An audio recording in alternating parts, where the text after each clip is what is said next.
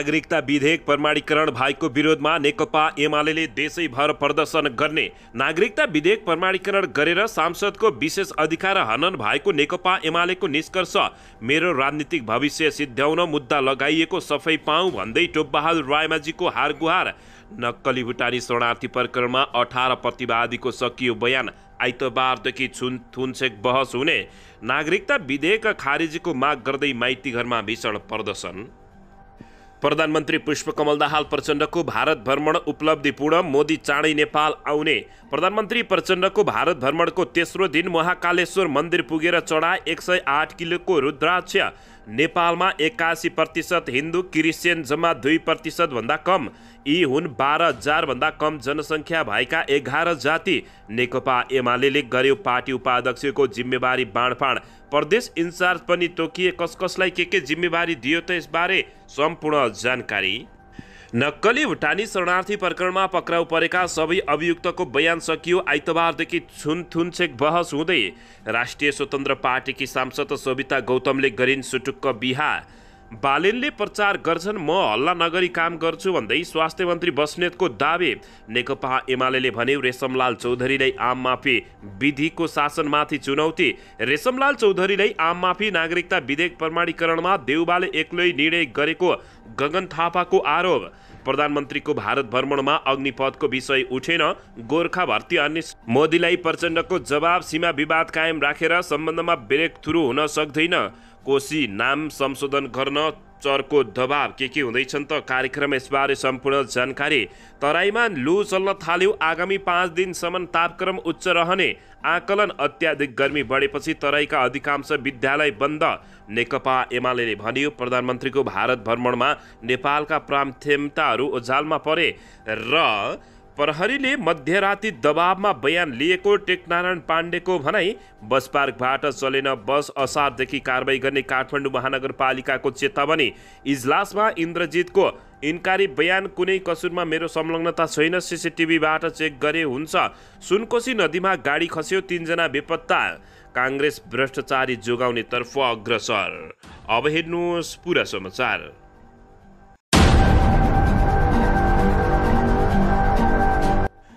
दर्शक महानुभावहरू नमस्कार। नेपाली न्युज टिभीको न्युज बुलेटिन खबरमा यहाँहरूलाई हार्दिक स्वागत छ। सदाझै आज पनि तपाईँहरूमाझ देश तथा विदेशका महत्त्वपूर्ण समाचार अपडेटका साथ उपस्थित भइसकेका छौँ।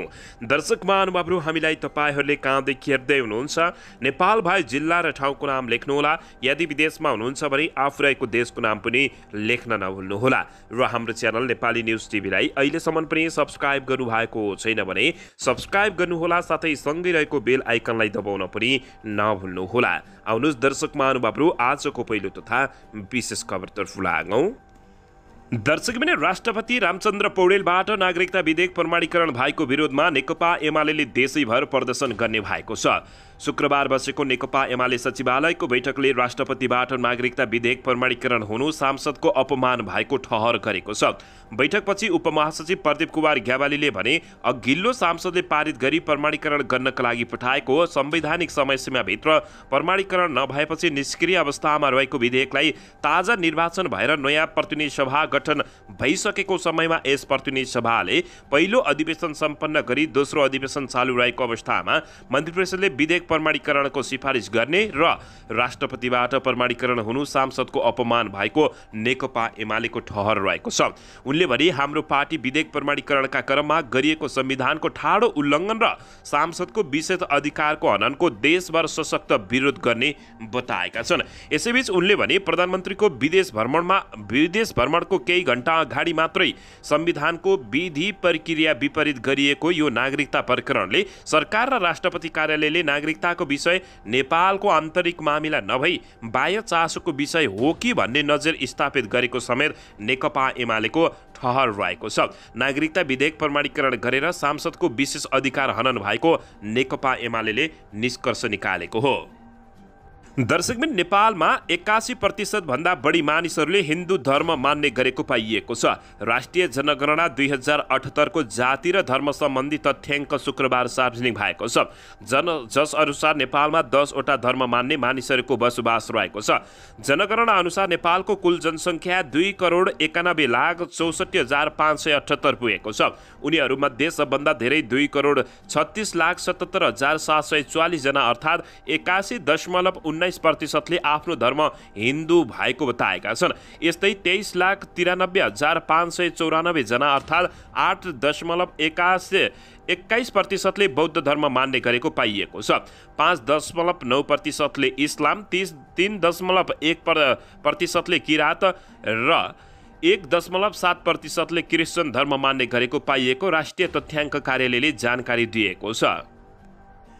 दर्शकबिन यसैबीच यता 4 दिने भारत भ्रमणमा निस्केका प्रधानमन्त्री पुष्पकमल दाहाल प्रचण्ड भ्रमणको तेस्रो दिन भारतको मध्य प्रदेश उज्जैन स्थित महाकालेश्वर मन्दिरमा पुगेर पूजाआजा गरेका छन्। भ्रमण टोलीसहित मन्दिर पुगेका प्रधानमन्त्री प्रचण्डले मन्दिरमा 108 किलोग्राम रुद्राक्षर चढाएका र पूजाआजा गरेका छन्। प्रधानमन्त्री प्रचण्डको टोलीलाई त्यहाँका मुख्यमन्त्री शिवराज चौहानले स्वागत गरेका थिए भने पूजासँगै विभिन्न कार्यक्रममा सारिक भए पश्चात शुक्रबार प्रधानमन्त्री प्रचण्ड होटल मेरियटमा बस्ने बताइएको हो। प्रधानमन्त्री प्रचण्डले त्यहाँ विभिन्न व्यक्तिहरूसँग भेटवार्ता गर्ने कार्यतालिका रहेको छ।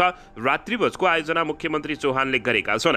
प्रधानमन्त्री प्रचण्ड शनिबार दिल्ली हुँदै काठमाडौँ फर्किने समेत कार्यक्रम रहेको जानकारी प्राप्त भएको छ। दर्शकबिन यसैबीच यता नागरिकता विधेयक खारिजको माग गर्दै काठमाडौँमा भीषण प्रदर्शन भएको छ। राष्ट्रपति कार्यालयबाट प्रमाणीकरण भएको नागरिकता विधेयकको विरोधमा काठमाडौँमा प्रदर्शन भएको हो। शुक्रबार काठमाडौँको माइतीघरमा नागरिकता विधेयक प्रमाणीकरण भएको विरोधमा प्रदर्शन भएको छ। राष्ट्रपति रामचन्द्र पौडेलले जेठ 17 गते नागरिकता विधेयक प्रमाणीकरण गरेका थिए भने नागरिकता विधेयक प्रमाणीकरण असंवैधानिक भएको भन्दै अहिले विभिन्न संस्थानहरूमा स्थान तथा संस्थानहरूले विरोध गरिरहेका छन्। यसकै विरोधमा हिजो माइतीघरमा राष्ट्रवादी केन्द्रले नेपालले नागरिकता विधेयक खारिजी र अखण्ड नेपालको पक्षमा प्रदर्शन गरेको छ। उनीहरूले माइतीघरमा ढ्याङ्ग्रो ठटाएर विरोध जुलुस गर्दै लाखौंको संख्यामा मानिसहरू उपस्थित भएको जानकारी प्राप्त भएको छ। दर्शकबिन यसैबीच आउनुहोस् अर्को समाचारतर्फ लागौं। नक्कले भुटानी शरणार्थी प्रकरणमा पक्राउ परेका नेकपा एमालेका निलम्बित सचिव समेत रहेका सांसद टोपबहादुर रायमाझीले हिजो बयान दिएका छन्। बयानका क्रममा जिल्ला अदालत काठमाडौँको इजलासमा हिजो रायमाझीसँग बयान लिएको हो। रायमाझीले यसअघिको भन्दा केही फरक बयान दिएका छन्। टोपबहादुर रायमाझीले यसअघि प्रहरी र जिल्ला सरकारी वकिलको कार्यालयलाई दिएको बयानभन्दा फरक बयान दिएका छन्। 18 जनाकै बयान सकिने तयारी भएको छ। बयानको अन्तिम दिन जिल्ला अदालत काठमाडौँका छुट्टा-छुट्टै फाँटमा पूर्व गृहमन्त्री बालकृष्ण खाँड, शरणार्थी नेता टेकनाथ रिजाल र हरिभक्त महर्जनले बयान दिएका छन्। यसअघि 15 जनाको बयान सकिएको छ भने बयान सकिएसँगै सबै प्रतिवादी विरुद्ध थुनछेक आदेश आउने बताइएको छ। यही प्रकरणमा पक्राउ परेका पूर्व उपप्रधानमन्त्री टोपबहादुर रायमाझीले बिहीबार बयान दिएका थिए। उनलाई इजलासले 26 वटा प्रश्न समेत गरेको जानकारी प्राप्त भएको छ। जस अनुसार टोपबहादुर रायमाझीले यसअघि जिल्ला सरकारी वकिल कार्यालय र प्रहरी समक्ष दिएको बयान भन्दा केही फरक बयान दिएका छन्। बयानमा रायमाझीले भनेका छन्, जायरवाला जति पनि व्यक्तिहरू कसैसँग मेरो चिन्जान छैन। उनीहरूसँग चिन्जान नभएको हुनाले लेनदेन पनि हुने प्रश्न नै भएन। म ऊर्जा मन्त्री भएको समयमा भन्दा अगाडि सांसद सदस्य रहेको अवस्थामा भुटानी शरणार्थीको समस्या समाधानको लागि विभागीय मन्त्रालयले कार्यदल बनाएको भन्ने कुरा पत्रिकाबाट थाहा पाएको थिए उनले बताएका छन्। तर नेपाली नागरिकहरूलाई भुटानी शरणार्थी बनाई अमेरिका पठाइदिने भन्ने विषयमा भने मलाई केही जानकारी नभएको टोपबहादुर रायमाझीले बताएका हुन्। उनले उक्त प्रकरणका आरोपित भनिएका केशव दुलाल र सानु भण्डारीबाट कुनै रकम नलिएको बताएका छन्। उनले आफ्नो राजनीतिक छवि धल्मल्याउन आफूलाई यो घटनामा मुछाइदिएको समेत बताएका छन्। दर्शकबिन यसैबीच यता केही दिन यता अत्याधिक गर्मी बढेपछि तराईका अधिकांश पालिकाहरूले विद्यालय बन्द गरेका छन्। पूर्व मेचीदेखि पश्चिममा महेन्द्रनगरसम्मकै तराई क्षेत्रमा गर्मी अत्याधिक बढेको छ। त्यसैले यी क्षेत्रमा पर्ने अधिकांश स्थानीय तहले बर्खामा दिइने बिदामा मिलान गर्ने गरी धमाधम विद्यालय बिदा दिइरहेका छन्। जल तथा मौसम विज्ञान विभाग मौसम पूर्वानुमान महाशाखाले तापक्रम 40 डिग्री सेल्सियस भन्दा बढी भएका ठाउँमा तातो हावा अर्थात् लू लाग्ने खतरा रहेको भन्दै सावधानी अपनाउन सुझाव दिएको छ। विभागको सुझाव आउनु अघि नै धेरै स्थानीय तहले बिदाको घोषणा गरिसकेका थिए। नेपाल नेपालको सबैभन्दा होचो स्थानमा रहेको झापाको कञ्चनवाल गाउँपालिकाले जेठ 18 गतेदेखि 22 गतेसम्म बिदा दिएको छ। पालिकाकी शिक्षा शाखा प्रमुख मनिता बरालले अत्याधिक गर्मीले बालबालिकालाई समस्या भएपछि बिदा दिएको जानकारी दिएका छन्। उनले भनिन् असाध्यै गर्मी छ, बालबालिकालाई गाह्रो भएकाले वर्षी बिदामा मिलन हुने गरी बिदा दिएको छ। झापाका अधिकांश पालिकाले विद्यालय बिदा दिएका छन्। झापाकै अर्को मेचीनगर नगरपालिकाले पनि विद्यालयमा बिदा दिएको छ। मध्य प्रदेशको राजधानीमा रहेको जनकपुर धाम उपमहानगरपालिकाले पनि जेठ 19 गतेदेखि 26 गतेसम्मका लागि आकस्मिक बिदा दिएको छ। जेठ 19 गतेदेखि 23 गतेसम्म बिदा दिएको सप्तरीको राजविराज नगरपालिकाले पनि जानकारी दिएको छ। पर्साको ठोरी गाउँपालिकामा पनि बिदा दिएको छ। रौतहटको राजपुर नगरपालिकाले पनि जेठ 21 गतेदेखि 26 गतेसम्म बिदा दिएको खबर प्राप्त भएको छ। यता चितवनको भरतपुर महानगरपालिकाले आइतबारदेखि 1 हप्ताको बिदा दिएको जानकारी प्राप्त भएको छ। उता यस्तै नेपालगञ्ज उपमहानगरपालिकाले आइतबारदेखि मङ्गलबारसम्म पनि 3 दिन बिदा दिएको जानकारी प्राप्त भएको छ। दर्शक महानुभावहरू अन्ततः तराईमा लु चल्न थालेपछि आगामी 5 दिनसम्म उच्च तापक्रम रहने र आकलन समेत गरिएको छ।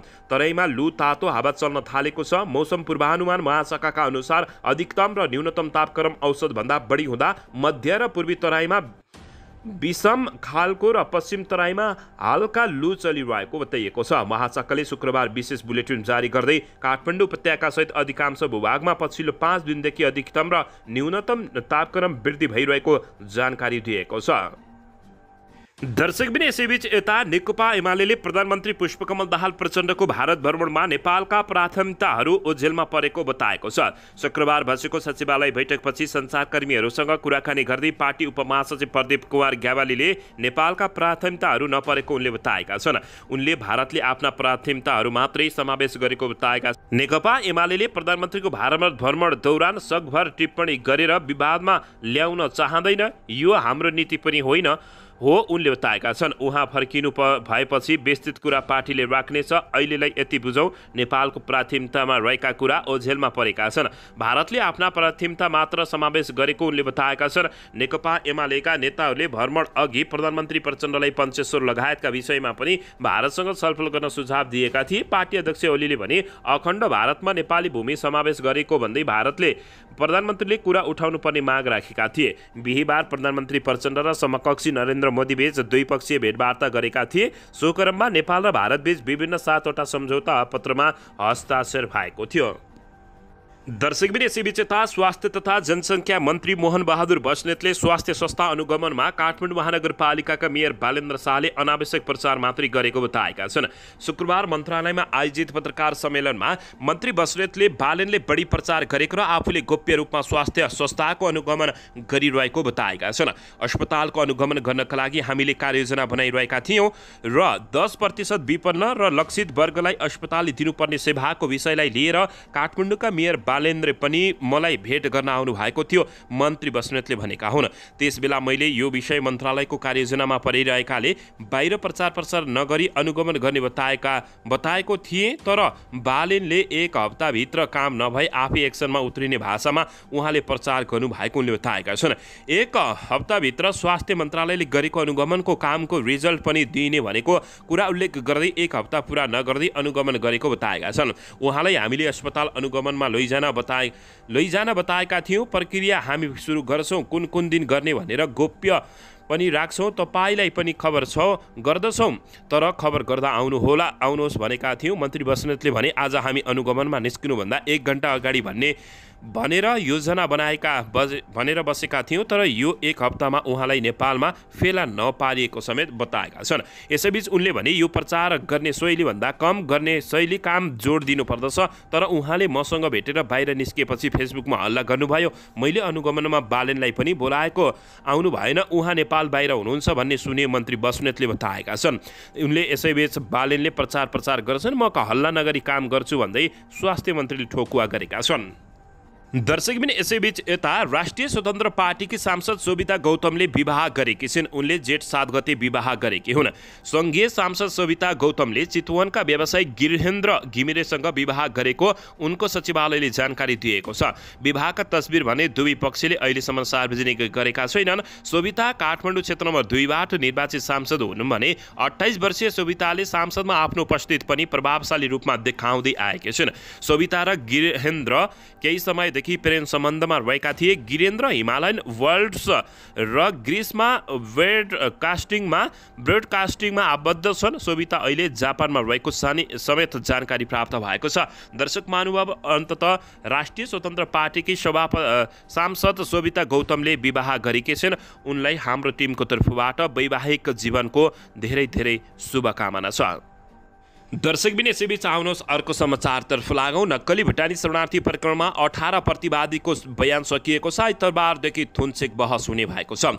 नक्कली भुटानी शरणार्थी प्रकरणमा अमेरिका पठाउने भनेर ठगी गरेको प्रकरणमा 18 प्रतिवादीको बयान सकिएको छ। शुक्रबार पूर्व गृहमन्त्री बालकृष्ण खाँड, भुटानी शरणार्थी नेता टेकनाथ रिजाल र हरिभक्त महार्जनको बयान लिएको थियो। 30 जना प्रतिवादी भएको यो मुद्दामा 18 प्रतिवादीको बयान सकिएको र अब आइतबारदेखि थुनछेक बहस सुरु हुने जिल्ला अदालत काठमाडौँका सूचना अधिकारी दीपक दहालले जानकारी दिएका छन्।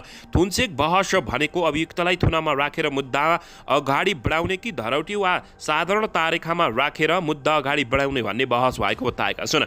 नक्कली भुटानी शरणार्थी प्रकरणमा प्रहरीले 17 जना प्रतिवादी पक्राउ गरेको थियो भने महार्जन बिहिबार अदालतमा उपस्थित भएका थिए। यस प्रकरणमा प्रहरीले नेकपा एमाले सांसद टोपबहादुर रायमाझी, उनका छोरा सन्दीप रायमाझी, पूर्व गृहमन्त्री बालकृष्ण खाँड लगायतका शीर्ष नेता तथा शीर्ष कर्मचारीहरूलाई पक्राउ गरिसकेको छ। दर्शकबिन, उनीहरूमाथि राज्य विरुद्धको कसुर, ठगी एवं सङ्गठित अपराध कसुरमा प्रहरीले अनुसन्धान गरिरहेको थियो। दर्शक महानुभावहरू, अपराधीहरू छन् भने तपाईँहरूले के भन्न चाहनुहुन्छ?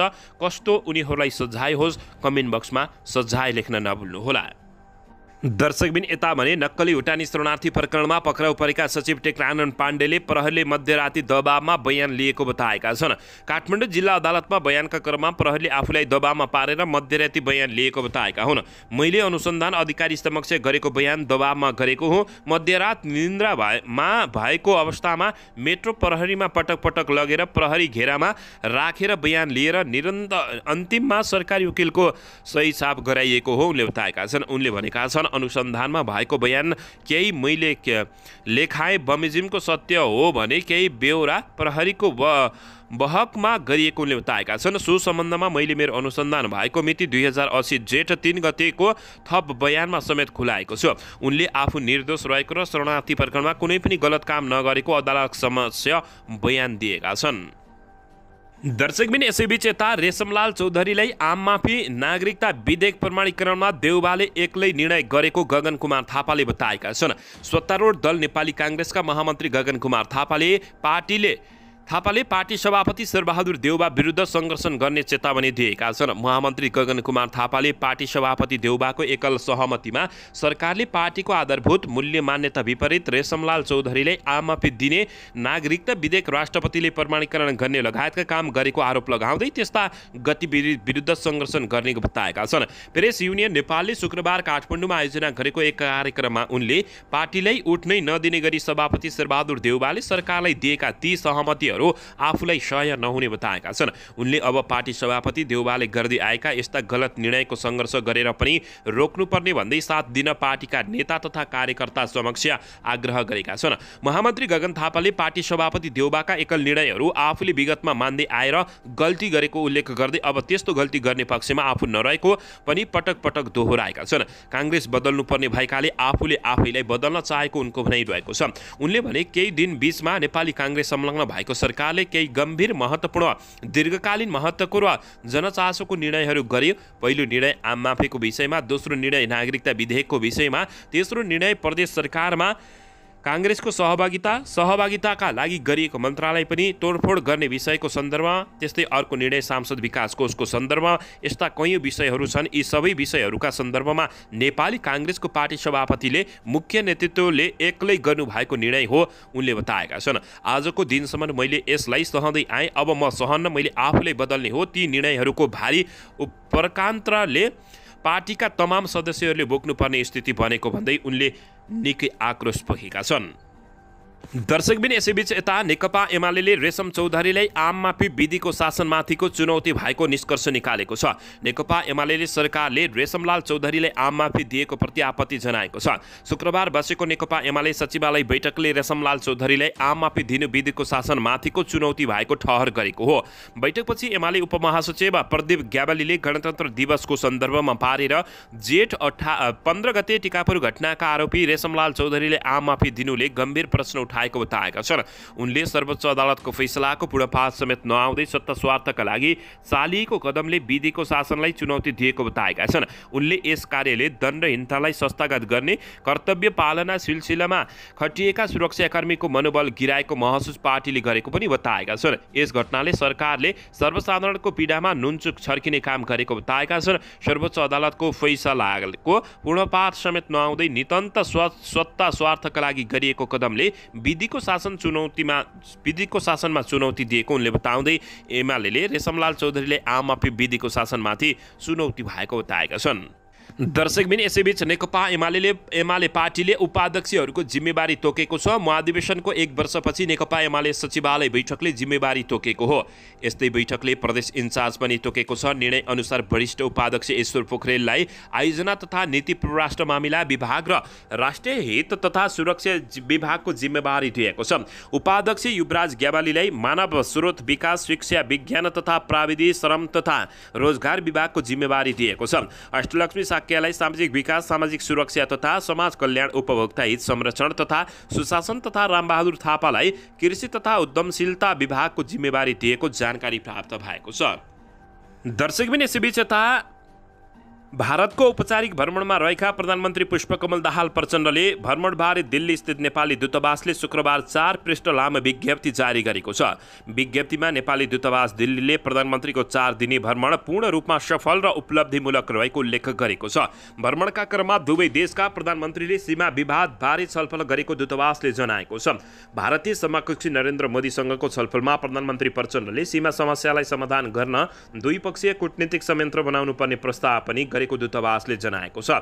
दूतावासको अनुसार नयाँ हवाई रूट सहितका विषयमा भने छलफल गरे पनि सम्झौता नभएको तर भारतले सकारात्मक जवाब दिएको जनाएको छ। यो क्रममा प्रधानमन्त्री प्रचण्डले समकक्षी नरेन्द्र मोदीलाई चाँडै नेपाल भ्रमणमा आउन निम्ता समेत दिएको पनि दूतावासले विज्ञप्ति मार्फत बताएको छ। समकक्षी नरेन्द्र मोदीले सकेसम्म छिटो र उचित समयमा नेपाल आउने जवाब दिएको समेत जानकारी प्राप्त भएको छ। दर्शकबिन यसैबीच यता सुनकोशी नदीमा गाडी खसेर 3 जना कर्मचारी बेपत्ता भएका छन्। मध्य पहाडी लोकमार्ग अन्तर्गत घोर्मी सुरकोट सडक खण्डको लौकुनाबाट सिटिईभिटीको गाडी सुनसरीको नदीमा खसेको हो। भक्तपुरबाट खोटाङतर्फ जाँदै गरेको BAB 7476 नम्बरको स्कर्पियो गाडी गोल्जेगर गाउँपालिका वडा नम्बर 7 को लौकुनाबाट सुनकोशी नदीमा खस्दा 3 जना कर्मचारी बेपत्ता भएको प्रहरीले जानकारी दिएको छ। गाडीमा रहेका 3 जना बेपत्ता भएका छन् भने चालक कृष्णबहादुर चौधरी पौडी र निस्किन सफल भएको जिल्ला प्रहरी कार्यालय सिन्धुपाल्चोकका प्रहरी SP राजकुमार सिलवालले जानकारी दिएका छन्। गाडी पुरै डुबेको र निकाल्न नसकेको सिलवालले बताएका छन्। उनका अनुसार गाडीमा सिटिभिटीका निर्देशक कृष्णबहादुर केसी, निर्देशक M बहादुर भुजेल र प्राविधिक अधिकृति भानु पौडेल सभार रहेको खुलासा भएको छ। उनीहरूको स्थानीय र प्रहरीद्वारा खोजी कार्य भइरहेको र थप विवरण आउन बाँकी रहेको उनले बताएका छन्। शनिबार बिहानसम्म बेपत्ताको खोजी कार्य जारी रहेको जानकारी प्राप्त भएको छ। दर्शक महानुभावहरू यसैबीच यता नेपाली काङ्ग्रेसका केन्द्रीय सदस्य अजय बाबु शिवाकोटीले पार्टीले भ्रष्टाचारका विषयमा स्पष्ट धारणा सार्वजनिक गर्न नसकेको गुनासो गरेका छन्। काङ्ग्रेस भ्रष्टाचारी जोगाउनेतर्फ अग्रसर रहेको समेत बताएका छन्।